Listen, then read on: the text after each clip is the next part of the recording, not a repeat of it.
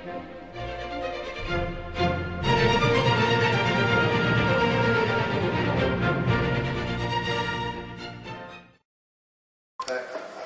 think I'm able to do that now.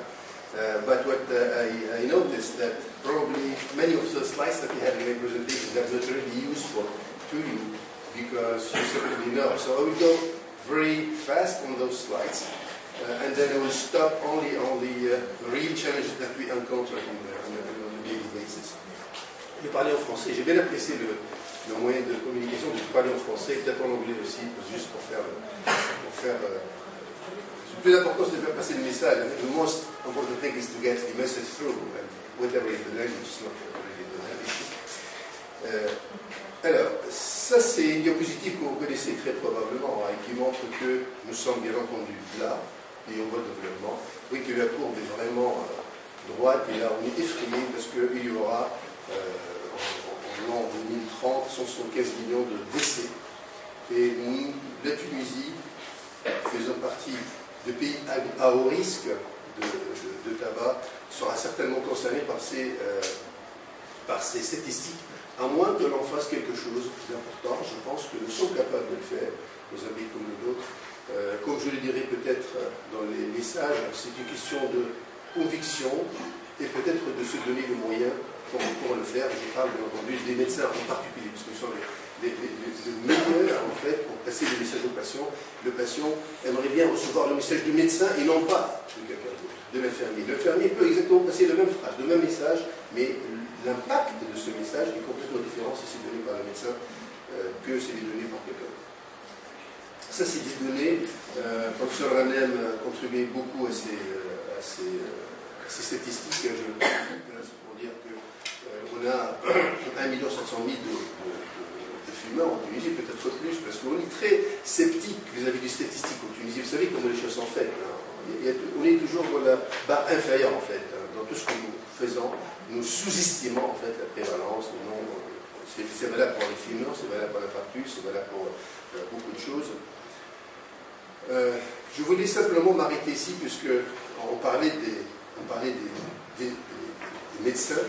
We're talking about the rate of smokers among physicians and cardiologists. And in a survey that was performed in 2005, 1/3 of the physicians were smokers. 2/5 of nurses and 2/3 of other workers in the hospital are smokers. And again, I think this is an underestimated figures. I'm sure these figures are high. Alors ça commence très très tôt en Tunisie, le tabac à 13 ans. Peut-être plus bas maintenant. Et puis, vous voyez, c'est pas négligeable. Entre 2 et 14 ans, 5,8%. C'est des enfants sans fumeurs. 15 et 17 ans, 11,2%. 18 à 20 ans, 20%. Alors, chicha, je ne sais pas en fait si cela correspond à une étude scientifique réelle. Mais il est sûr que, bien entendu, une chicha correspond à plusieurs cigarettes sur le plan de l'impact sur le poumon et sur le reste des organes. Et même la chicha est très fréquente dans notre contexte social, mais également chez les enfants. 13,5% des enfants fument la chicha déjà. Les femmes, et ça c'est toujours des chiffres qui sont sous-estimés, vous savez, le contexte culturel, et tout ce qui concerne la femme en matière de tabac est encore plus sous-estimé. Non seulement, plus que 70% des enfants de moins de 14 ans vivent dans un environnement de fumeurs. Alors on va aller maintenant dans le système cardiovasculaire et l'impact du tabac sur le système cardiovasculaire. Là également je vais passer parce que c'est des choses que vous connaissez certainement. Vous savez que la cigarette affecte l'organe le plus grand dans l'organisme, qui est quoi à votre avis? Hein? Hein?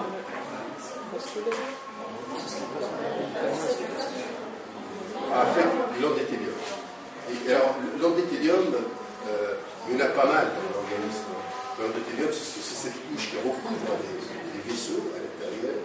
Il y a à peu près 100 000 km, 60 000 miles, c'est à peu près plus que 100 000 km de vaisseaux dans l'organisme. Et l'athérosclérose, qui est notre problème, la relation tabac, si le cardiovasculaire passe par l'athérosclérose, eh bien, commence au niveau de l'endothélium, qui est cette interface entre les vaisseaux et les autres tissus. Et bien entendu, ce système vasculaire il est touché, n'est plus intègre lorsque l'athérosclérose est là. Voici ce point l'endothélium, c'est cette couche fine de cellules à l'intérieur du vaisseau. C'est ça en plus proche. Et donc, ce que vous voyez, donc, la plaque d'athérome qui est ici, elle va s'interposer, elle va se poser à partir de l'endothélium. C'est ce qui donne ceci, parce qu'il y a la coronaire, donc avec la plaque d'athérome à l'intérieur. Et voilà ce que ça donne quand on fait une chorégraphie assez patiente. Vous savez que l'athérosclérose commence très très tôt avec les cellules spongieuses, qu'on appelle les foam cells. Ensuite, ça commence avec la petite plaque d'athérome qui commence à être d'abord discrète, ensuite elle va augmenter avec le temps, pour arriver au stade ultime de ce qu'on appelle l'érosion de la plaque, l'ulcération de la plaque, aboutissant au salement polaire aigu qui peut aboutir soit à l'infarctus, soit au stade juste avant l'infarctus, soit à l'érosion de la mais qui est également un stade donc grave et sévère. Alors, cet endothélium qui est touché par l'athérosclérose va aboutir à un dysfonctionnement. On appelle ça endothelial dysfunction. Et dans l'endothelial dysfunction, quand on arrive à cet stade de dysfonction endothéliale, on a une vasoconstriction, on a une multiplication des cellules musculaires lisses, on a un effet, un environnement prothrombotique, c'est des patients qui vont thromboser plus facilement, donc un pouvoir prothrombotique qui est plus important que la population normale. Il y a beaucoup d'inflammation au niveau de cet endothélium, et puis il y a beaucoup d'oxydation, en particulier de LDL-cholestérol, à l'intérieur de ces cellules spongieuses. Alors, qu'est-ce qui favorise cette dysfonction endothéliale? Tous ces facteurs de risque cardiovasculaire, dont bien entendu le tabac. Alors, je vais passer sur cette diapositive qui illustre en fait comment est-ce que la dysfonction endothéliale, on peut la mesurer plus tôt. Bien entendu, on peut la mesurer, on ne va pas la faire chez tous les patients qui sont fumeurs depuis 5 ans, par exemple. Mais il y a des moyens qui sont très très simples. C'est qu'on injecte l'acétylcholine dans une artère coronaire, la réaction normale, quand l'artère coronaire est normale, c'est une vasodilatation. Par contre, quand il y a une dysfonction endothéliale, et c'est là où commence l'hétérogénèse, eh bien, l'artère coronaire va réagir différemment. Elle va faire une vasoconstriction. Donc, à ce stade-là, on a l'absence même de lésions significatives. Comme ici, il n'y a pas de lésion vraiment significative. Vous allez avoir à l'acétylcholine une vasoconstriction qui est levée par l'écho-glycémie. Vous voyez cette plaque, il avait une dysfonction endothéliale, mais qui n'est pas géographiquement significative. Si vous attendez quelques années plus tard, vous allez voir qu'elle va aboutir à la formation d'une sténose significative. Alors, qu'est-ce que fait le tabac? En plus de la dysfonction endothéliale, le fait prothrombotique, je passe vite, la sécrétion élevée de catécholamine, la baisse de l'oxygène, donc au niveau, non seulement au niveau du vaisseau, mais également au niveau des poumons, eh bien, le tabac va promouvoir, donc va augmenter le risque de développer que cette plaque d'athérome se développe, augmente.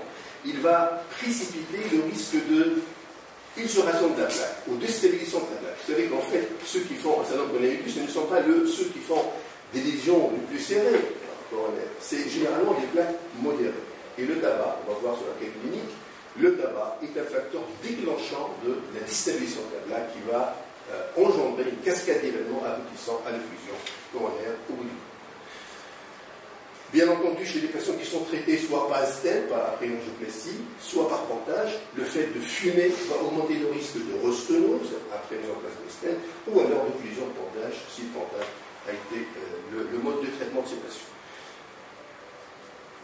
Je dois insister sur un point, et que le tabac engendre un spasme. Pour vous dire une anecdote, dans les années 80, pour une autre travail papier dans la littérature, avant, vous savez qu'il y a des patients chez qui on aimerait bien provoquer un spasme. Des patients chez qui on suspecte qu'ils sont de traces létales, etc. Bien, à l'époque, on donnait une cigarette en salle de plateau aux patients. Et on le voulait absolument. Et on provoquait le spasme, on dirait, bien sûr, par la cigarette. Pour dire que le effet est réel. Et là, vous pourrez rentrer dans la littérature, vous pourrez trouver, sur ces deux papiers, qui illustrent qu'en fait, vous pourrez provoquer un spasme par la cigarette. Donc c'est quelque chose de bien documenté. Bien entendu, le tabac peut être responsable, même en dehors de l'athérosclérose. de troubles de rythme, extrastement ventriculaire, auriculaire. Ça peut même donner une cardiomyopathie en dehors d'athérosclérose. Alors voici un cas clinique, un patient de 58 ans, qui est sportif, mais qui fumait. Vous savez que chez les gens qui fument, ils peuvent dire, mais écoutez, docteur, je fume, mais je cours, mais je fais du sport.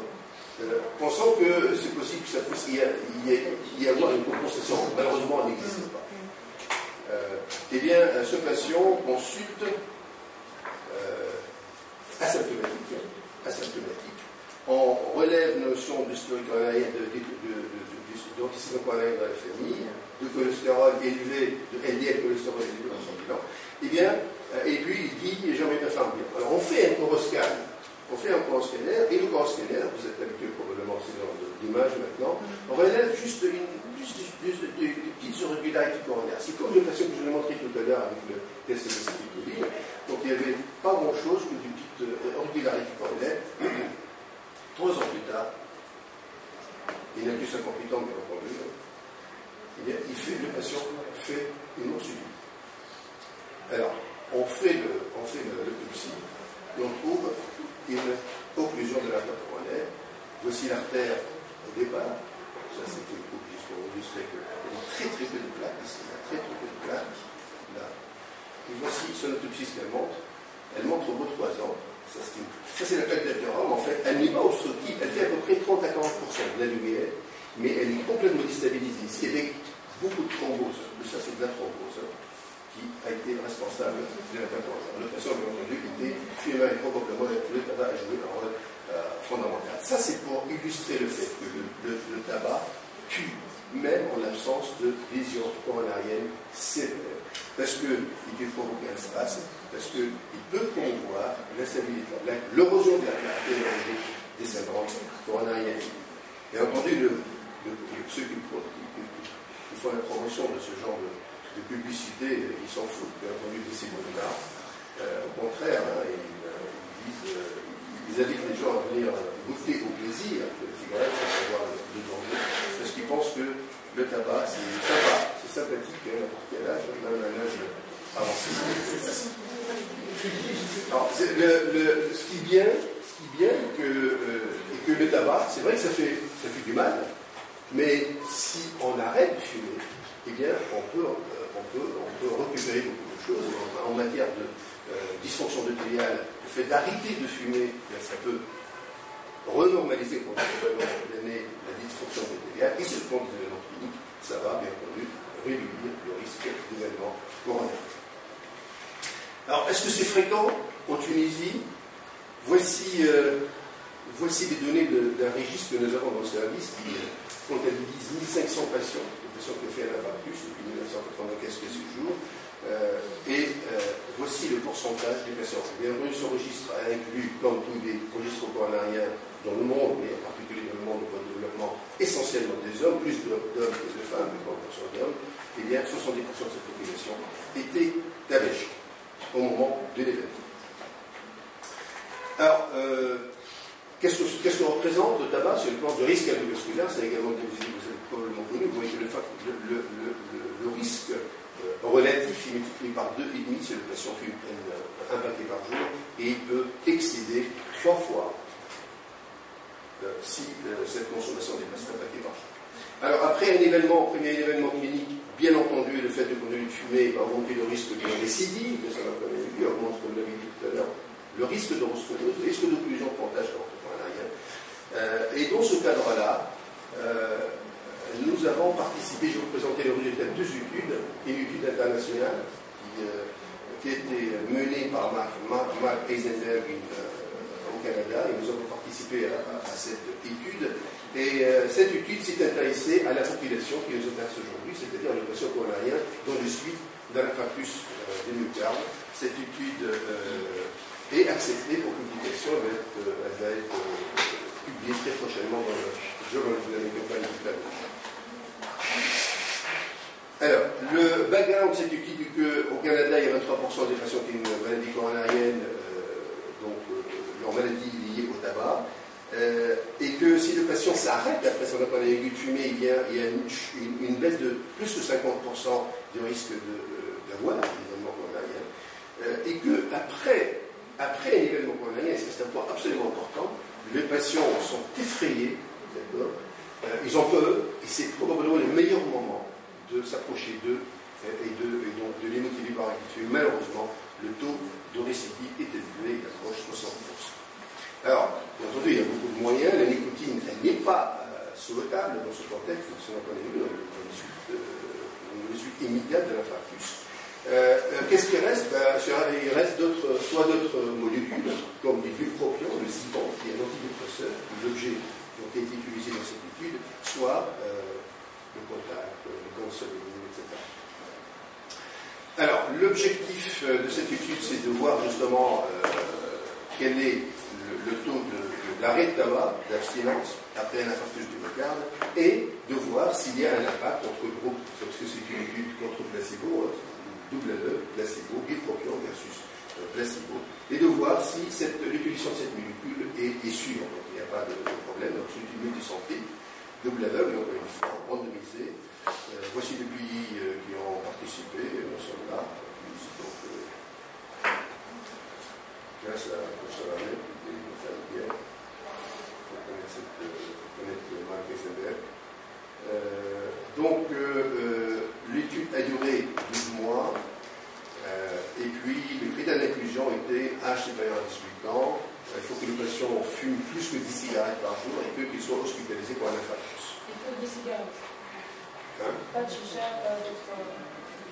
Non, bon, chicha, je ne me souviens plus. Je pense que pas de chicha, parce qu'il fallait quand même le faire scientifiquement, mais c'est une étude multicentrique internationale, il fallait que les chichas existent dans tout le pays. Donc, pour les mettre dans le protocole, il faut que ça existe dans tout le pays. Je crois que bon, je ne sais pas si la question s'est posée dans le protocole. On a fait beaucoup de réunions, beaucoup de discussions, mais je ne me souviens pas. Alors, on a randomisé ces patients, donc soit recevoir du bupropion pendant 9 semaines, soit pour cette population, soit c'est un reçu de placebo, 12 mois de suivi. On va regarder l'abstinence au bout de 12 mois, et puis on allait regarder le risque de décès, d'infarctus, d'organes instables, de décès, de convulsion, etc., et puis les effets, bien sûr, secondaires du bupropion. On se fiait à ce que faisaient les patients, mais également on faisait un monitorage par SIO. D'accord? C'est important. Donc, ces moniteurs étaient envoyés au Canada pour être calibrés, ensuite pour être récupérés. Donc c'est une étude relativement précise.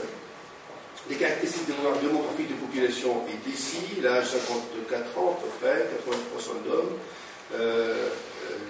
La population est très comparable. Je viens d'apprécier ce paramètre, hein, Other Smokers at Home. Ça, on le voit rarement dans les études, mais ça c'est intéressant. Ça a été cité dans la discussion juste avant. Et dans à peu près le tiers de patients avec quelqu'un qui fume à la maison, donc c'est important. Est-ce que les patients ont essayé avant? Oui, la plupart avaient essayé, mais malheureusement, ils n'ont pas tenu le coup. Counseling. Est-ce que les patients avaient reçu avant des conseils, etc. 1% de les deux. C'est quand même très très.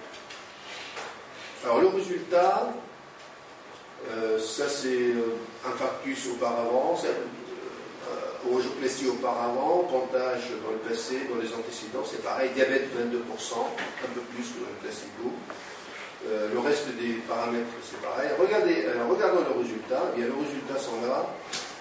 Ça c'est la prévalence de l'abstinence, bupropion en bleu foncé, placebo en bleu clair. Vous voyez qu'il y a à peu près 5% de différence aux différents intervalles, à 4 semaines, à 9 semaines, à 6 mois et à 12 mois, à la faveur de l'usage du bupropion. Les patients qui sont restés abstinents, parce que dans la diapositive précédente, il y avait des patients qui sont arrêtés, qui sont revenus ensuite, au moment de l'évaluation, ils ne faisaient pas. Donc les patients qui se sont abstinés, c'est à peu près la même chose, les mêmes chiffres. Hein. Donc au bout de 12 mois, on a à peu près 28% de le groupe bupropion, 23% de le groupe placebo. Ah bon. Alors par contre, ce qui est important, c'est le nombre de cigarettes au bout de 12 mois, donc même ceux qui sont revenus au tabac, ils sont revenus avec un nombre moins important de cigarettes aussi. C'est mieux illustré sur cette diapositive, ils commençaient à peu près 25 cigarettes. Pratiquement tout le monde arrête à 4 semaines. Hein. Et après, au bout d'un an, au bout de 52 semaines, ils sont à peu près 5 cigarettes par jour. Sur le plan de la sécurité, il n'y avait pas de choses vraiment à signaler. Vous savez que les médicaments comme le bupropion, on a toujours peur des convulsions, on a toujours peur des effets secondaires psychiatriques, hein. Il y a des tendances suicidaires, etc. Il n'y avait pas donc, dans ce bupropion de manière significative par rapport au groupe placebo. La conclusion de cette étude est que la moitié à peu près des patients reviennent au tabac au bout de 52 semaines. Quand on considère les patients qui sont perdus de vue pendant le suivi, eh bien, 2 tiers des patients ont récidivé, sont revenus au tabac. Par contre, ceux qui reviennent au tabac, eh bien, ils reviennent avec un nombre de cigarettes par jour qui est nettement moins par rapport au point de départ. Et ce résultat, ce taux élevé de relapse, après ça, on n'a pas les aiguilles, met en exergue l'importance de faire une intervention donc plus vigoureuse chez cette population. La deuxième étude a été faite dans le service, on l'a publiée dans la revue cardiologique tunisienne en 2011. Alors là, on a considéré le test de Wegerstrom, vous connaissez probablement, qui évalue le degré de dépendance physique à la nicotine. Et après avoir posé un nombre de questions aux patients, soit que vous allez juger que le patient a une dépendance physique faible, 1600 expériences 3, 4 à 6, c'est la dépendance physique est faible à modérée, et puis si le score est compris entre 7 et 10, il s'agit là d'une dépendance physique accrue et forte. Alors, la comparaison des deux groupes, entre le groupe qui a rechuté et le groupe qui sont sevrés sur le plan de l'âge, c'est pareil. Ce plan des facteurs de risque cardiovasculaire, c'est pareil. Bien sûr, le score de Wegerstrom est significatif. Donc significativement plus élevé que le groupe qui a rechuté, c'est évident. Concernant le nombre de paquets par année, et ça également c'était attendu, les patients qui ont rechuté, ce sont les patients qui consommaient plus, bien sûr, qui étaient les plus gros fumeurs. 49 paquets année contre 33 paquets année chez les groupes qui n'a pas rechuté. Alors, ça c'est illustré ici, hein, donc pratiquement 75% des patients rechutent, ils ont un score de Wegerstrom supérieur ou égal à 7, mais très faible taux de relapse. Donc, si leur score est faible entre 0 et 3. Alors, en conclusion, je dirais que le devenir de patient coronarien est très lié au fait de continuer ou de ne pas continuer à fumer. Les patients qui ont un événement coronarien sont psychologiquement très bien préparés à la phase du de l'infarctus du myocarde pour recevoir des messages sur le tabac. Et donc, il faudrait absolument... Je lis ça en anglais parce qu'il faudrait qu'ils comprennent comment. C'est probablement le mot clé. So, CAD patients, coronary disease patients, usually are very well prepared in the first days of ACS to quit smoking. And we need doctors who need to take advantage of that particular critical period for counseling. Counseling is lacking in our environment. I can do it. I can say it now because I'm concerned with this issue. Doctors are very busy, cardiologists particularly. There's no dedicated offices to discuss with the patient. They want to discuss this issue with the doctor, but not with someone else. And particularly, cardiologist, Dr. Seha est là, elle fait beaucoup pour le sévrage tabagique. Je ne sais pas si ça a été un sujet de discussion avec vos patients, mais je suis sûr que le patient aimerait bien que cette discussion soit faite par celui qui lui a fait l'angioplastie, par celui qui a donné le thrombolytique à la phase de l'infarctus du myocarde, celui qui l'a vu tous les jours pendant la phase de l'infarctus du myocarde et qui va le revoir pendant le suivi, que celui qui va le voir que juste pour le voir. Donc c'est probablement un sujet qui est important. Of course, we need to do scores like for the strong, but we have to encourage smoking cessation with all the patients. We need to discuss with them the triggers and action plan to deal with uncontrolled triggers. So we have to have open discussions. We have to have a plan with them. And then we have to prescribe appropriate medical therapy. I don't think that's really the real issue.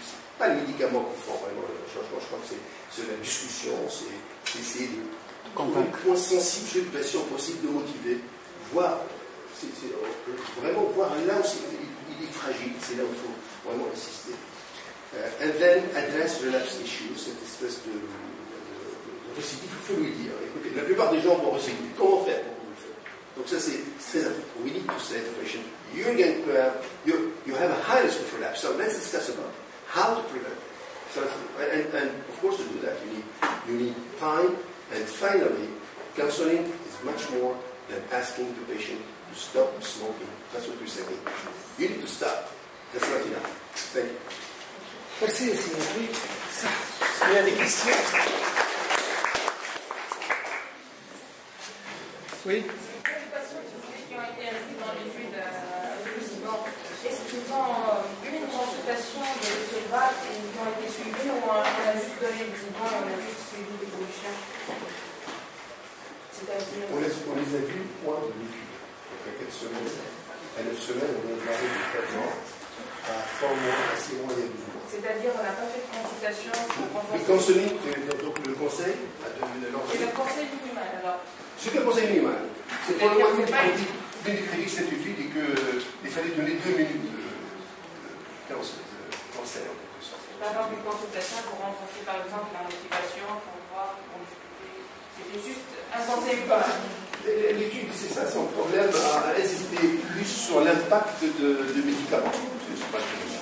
Bien sûr, on n'a pas ignoré le counseling, puisqu'on nous a conseillé de leur donner un certain nombre de conseils, donc un dialogue avec eux pendant 2 minutes, ce qui est insuffisant. Mais ils ont voulu surtout relever l'impact du médicament sur cette population par rapport au placebo. Également, on reçoit le même message, la même chose. Juste vous montrer.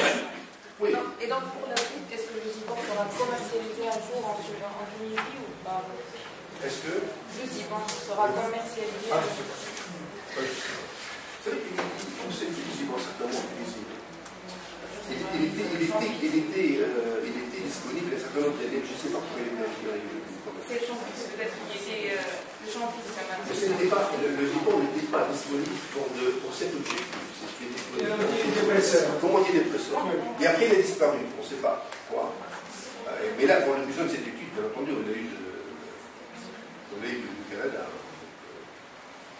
Je ne sais pas si sera recommercialisé. Peut-être après la publication de cette étude, peut-être. Juste pour les gens qui arrêtent après un accident aigu comme le syndrome coronarien aigu, chez nous aussi en pneumologie, on voit beaucoup de gens qui sont motivés d'arrêter juste dans les suites immédiates d'un pneumothorax, mais on ne parle pas d'un vrai sevrage parce que c'est un phénomène aigu, c'est une pathologie aiguë qui a... Donc il faut insister à cette étape pour renforcer la motivation et pour les suivre et donc proposer la consultation anti-tabac, donc même être disponible au jour de la consultation de suivi pour insister sur le sevrage tabagique. Je pense que le fait de dire qu'ils ont arrêté dans les suites immédiates d'un accident, c'est pas important. Je ne sais pas qu'est-ce que vous en pensez. Oui, ça me rappelle des anecdotes. Vous savez, quand on passe à la visite, on voit les patients. كله كيف كلها بطبط محتاج ولا لابس là c'est classique, les gens répondent toujours comme ça. Pour lui c'est terminé là, il est bien entendu. Il a fait un geste. Hein? Il a fait un geste. J'aimerais poser la question à Dr. Star. Est-ce que vous voyez des patients, des malades, une consultation qui est là-bas, provenant du service de cardiologie? On nous adresse beaucoup de consultants de cardiologie. On a même fait un petit essai de 2 mois, je crois, si vous vous rappelez. Je me suis déplacée moi-même à la salle de musique, donc pour donner le J2, les patchs. Et ça a commencé à donner un petit résultat, mais on n'a pas continué à faire. Ce n'était pas dans le cadre d'un travail, c'est une initiative. Mais c'est une très, très bonne idée, à mon avis, si on a les moyens de la refaire. Donc, parce que les patients agissaient, on les adresse, donc c'est une motivation pour qu'ils viennent à la consultation. Donc, ils se sentent soulagés à J2, puisqu'il a passé 48 heures sans nicotine. Ce syndrome de sevrage est très important. Il n'y a pas d'effet indésirable après 48 heures de donner patch, je ne sais pas, c'est d'après la littérature, mais le plus important, ce n'est pas le patch, mais c'est une initiative pour qu'ils aillent à la consultation, agissent, Et c'est à ce moment-là qu'on peut faire 1 heure avec ce patient et lui expliquer les dépendances et tout ça. Donc faire cet entretien motivationnel. À l'usine, on ne peut pas faire cette séance-là. Moi, je trouve qu'il est vraiment dommage. Dans toutes les études concernant le taux de rosténose et le taux de réocclusion du tabac, la récidive au tabac sort toujours comme facteur prédictif. Donc je trouve vraiment dommage que, connaissant ceci, qu'on ne fait pas quelque chose de sérieux pour cela. Vous savez qu'à l'étranger, enfin, en Europe et aux États-Unis, les patients qui ont un pontage, ou même une angioplastie et qui font un infarctus, ils passent obligatoirement par une réadaptation cardiaque. La réadaptation cardiaque, c'est 3 semaines de stage, ils vont dans un centre de rééducation fonctionnelle où ils font des gestes, des activités physiques, mais avec ça, ils ont des gens qui leur conseillent en plus du tabac. Ils leur font également des présentations de ce genre. Présentations, voilà le danger, voilà ce que vous faites, etc., etc. Et donc ça, en Tunisie, ça n'existe pas encore. Il existe un seul centre de réadaptation fonctionnelle à Tunis qui n'est pas pris en charge par la CNAM. Et donc, il n'y a pas de réadaptation cardiaque. Je pense que, bon, maintenant, on ne va pas bouleverser le monde, on ne va pas avoir de centre de réadaptation demain. Par contre, ces gens d'approche, c'est-à-dire qu'on travaille ensemble, comme certains, mais que systématiquement, un malade fumeur doit être vu par le Dr ou l'un de vos critiques, et de brancher obligatoirement à une consultation anti-tabac, soit au monastère, soit, s'il est un peu loin, ailleurs. Ça, c'est quelque chose de très faisable, coûte pas d'argent. C'est dommage qu'on le fasse. Nous avons fait une fois avec l'OMS une étude qui s'appelle PREMISE. C'est l'équivalent de Aspire et Euro-Aspire 1 et 2. Pour dire que après un premier accident coronarien, après un premier accident vasculaire cérébral, donc très peu de gens d'abord arrêtent de fumer et très peu de gens continuent leur médication parce qu'il y a aussi le problème de la compliance aux médications qu'on va donner par la suite après un premier accident coronarien et le fait d'être compliant aux mesures hygiéniques. Il y a beaucoup d'efforts à faire, rien que pour évaluer l'état des lieux après un premier accident, où en sommes-nous en termes, par exemple, d'activité physique, de respect des règles d'hygiénotétique, de l'arrêt du tabagisme, à quel moment on le zibon, c'est bien parce que je ne sais pas maintenant continuer à prescrire, puisque le zibon n'est pas en Tunisie, donc le problème de ces études-là, toutes ces études qui sont prises, quand l'étude se termine, que faut-il faire? Faut-il exiger réellement que le zibon soit à la fin disponible, puisque c'est quand même une molécule qui a été utilisée, puisque sur le plan éthique, il faut exiger du ministère de la Santé des comptes, puisque je ne sais pas pourquoi ils l'ont, au même titre que le Champix, a été retiré du marché. Peut-être quand vous siégez dans des commissions d'autorisation de mise sur le marché de certains médicaments, vous mettez sur la table tous ces éléments-là, puisque maintenant les temps ont changé et peut-être qu'il y a lieu de revoir un peu la politique, parce que nous voulons quand même être pas seulement scientifique, c'est très bien. Vous savez très bien que le THF, c'est un organe de lobbying, c'est le moment de revenir à la charge. Je sais que vous êtes impliqué dans beaucoup de commissions au ministère. Si jamais vous aurez l'occasion d'en parler, parlez-en. Pas de commission. Des fois, il invite des gens. C'est que il invite des fois des gens dans différentes commissions. Peut-être qu'il vous invite une fois, mais la deuxième fois, il ne vous invite plus. Si vous êtes trop critique, même essayez quand même de faire passer le message. En tout cas, je vous remercie pour cette présentation très succincte et très dense en termes de concept. Nous allons terminer avec les dernières présentations du professeur Harry London, qui va parler des défis pour obtenir des espaces sains, des espaces sans, mais